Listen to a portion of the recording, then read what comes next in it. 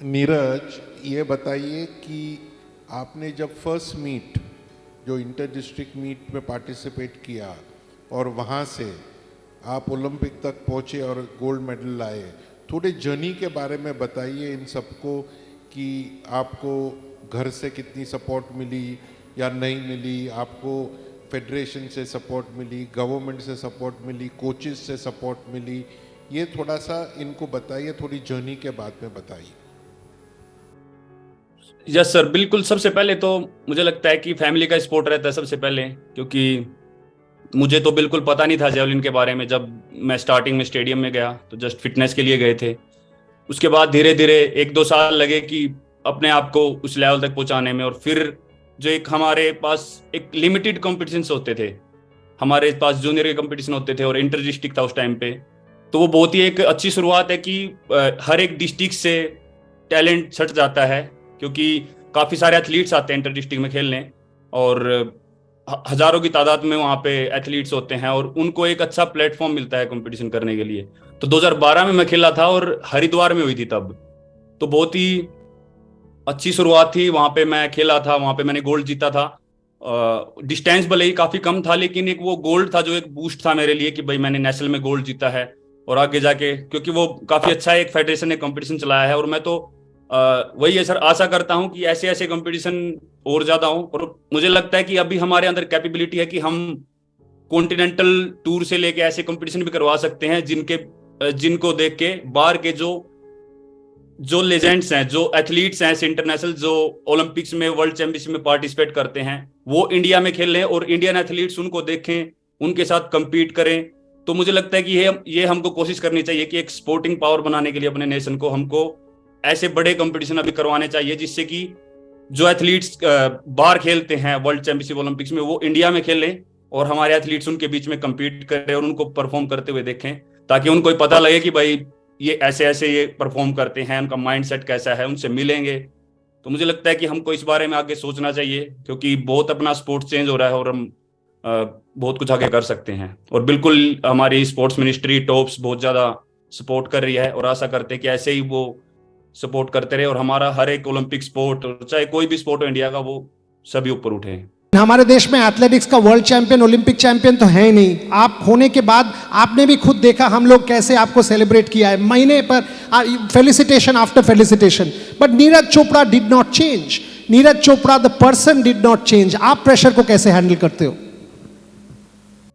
Sir वही, जैसा निखत ने बताया, बिल्कुल प्रेशर को अगर हम उससे ओवरकम करने के लिए कोशिश करें कि हमको प्रेशर हो ही ना, वो तो हो ही नहीं सकता, क्योंकि हम इतने बड़े नेशन के लिए खेलते हैं गेम्स में या चैंपियनशिप में, तो प्रेशर तो आने वाला है। सबसे अच्छी बात है कि हमको उन एथलीट्स के बीच में ज्यादा से ज्यादा कम्पीट करना चाहिए। मेरे हिसाब से हम उनके बीच में जितना ज्यादा खेलेंगे, क्या पता 2-3-4 कॉम्पिटिशन्स में हम इतना अच्छा परफॉर्म ना कर पाए या हमको थोड़ा अलग से फील हो, लेकिन हम सीख जाएंगे कैसे हमको खुद को कैसे प्रेशर के साथ साथ भी कैसे हमको परफॉर्म करना है।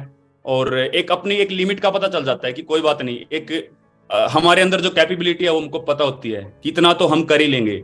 हमारे स्पोर्ट में जो है, एथलेटिक्स में जो है, मुझे पता है कि मेरी इतनी परफॉर्मेंस है और मैं बहुत अच्छे से ट्रेनिंग करके आया हूँ। ट्रेनिंग एक मेन पार्ट है। अगर आपकी ट्रेनिंग बड़े अच्छे से हुई है और आप कॉन्फिडेंट है कि मेरी ट्रेनिंग अच्छी चल रही है और मैं बिल्कुल रेडी हूँ कॉम्पिटिशन्स के लिए, तो फिर वहाँ पे बहुत सारी चीजें आसान हो जाती है। तो फिर वहाँ पे आपको बस मेंटली स्ट्रांग रहना है और अपना 100% खुद पे बिलीव करके वो एक अंदर अपने एक चीज बैठा लेनी है कि कोई बात नहीं, चाहे लास्ट थ्रो तक भी मेरी अच्छी परफॉर्मेंस नहीं है, लेकिन लास्ट थ्रो में भी मैं कुछ अच्छा कर सकता हूँ। तो वो एक मैं माइंड सेट लेके मैं चलता हूँ कि जितनी मेरी परफॉर्मेंस है वो तो मुझे देनी है, वो उसके लिए मैं 100% अपना जोर लगाता हूँ।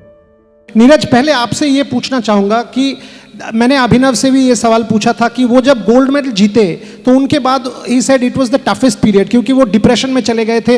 वो एक ही चीज़, गोल्ड मेडल के लिए वो 15 साल मेहनत करते रहे, वो जीत गए। उसके बाद क्या? ये सवाल उनके मन में पैदा हो गया था। मैंने जब आपसे पूछा था, आपने कहा कि नहीं बोरिया भाई, ये ऐसे मेरे साथ नहीं हुआ, क्योंकि कार्ल लुइस को आप देख लो 4 गोल्ड मेडल, माइकल फेल्प्स को आप देख लो 7 गोल्ड मेडल। मुझे एक गोल्ड मेडल से संतुष्ट नहीं होना है, मल्टीपल गोल्ड मेडल्स जीतना है, मल्टीपल वर्ल्ड चैंपियनशिप जीतना है। मुझे लगा कि ये एक अलग ही एथलीट है। आपको क्या ये ड्राइव करता है? क्योंकि हमारे देश में अभी तो आप सुपरस्टार हो, you've got money, you've got fame, you've got everything. What drives Neeraj Chopra? सबसे पहले तो सर आपने जो क्वेश्चन पूछा था 90 मीटर वाला, वो भी एक रीजन है कि हमारे पास डिस्टेंस है, कि हमको डिस्टेंस बढ़ाते रहना अपने थ्रो का। 90 मीटर है, 90 मीटर के बाद चाहे हम कितने भी गोल्ड जीत ले ओलंपिक्स में या कहीं पे भी, लेकिन हमारे पास एक डिस्टेंस रहता है कि अब मुझे 95 मीटर करना है या फिर मुझे 97, 96, तो वो हमेशा एक डिस्टेंस का तो हमारे आगे एक टारगेट रहता है। दूसरी बात है कि हमने जब मैंने स्टार्ट किया था, जब मेरे माइंड में नहीं था कि मुझे ओलंपिक गोल्ड जीतना है या कॉमनवेल्थ या वर्ल्ड चैंपियनशिप में मेडल जीतने हैं। उस टाइम पे बस मुझे अच्छा लगता था, मुझे खेलना, मुझे जेवलिन की ट्रेनिंग करना अच्छा लगता था, और वही चीज मैं अभी भी लेके चल रहा हूँ। मुझे खुशी होती है वो करने में। मैं डेली का जो अपनी ट्रेनिंग करता हूँ, बिल्कुल एक ड्रीम होता है कि हमको अगले साल पेरिस ओलंपिक्स हैं, इस साल हमारी वर्ल्ड चैंपियनशिप है, लेकिन जब हम ट्रेनिंग करते हैं वहां पे वो जो हमारा ट्रेनिंग का पैशन है वो सबसे ज्यादा जरूरी है, क्योंकि वो हमको मजा आता है वो करने में। हम जब तक हमारी ट्रेनिंग नहीं हो पाती है, हम कहीं भी होते हैं, घर पे जाते हैं, फैमिली के साथ होते हैं, तब भी माइंड में एक ही चीज रहती है कि ट्रेनिंग नहीं चल रही है। तो वो चीज हम इंजॉय करते हैं कि ट्रेनिंग को इंजॉय करो, बाकी का जो भी आगे टारगेट आने वाले हैं वो बिल्कुल वो अच्छे से अचीव होंगे। Fantastic answer.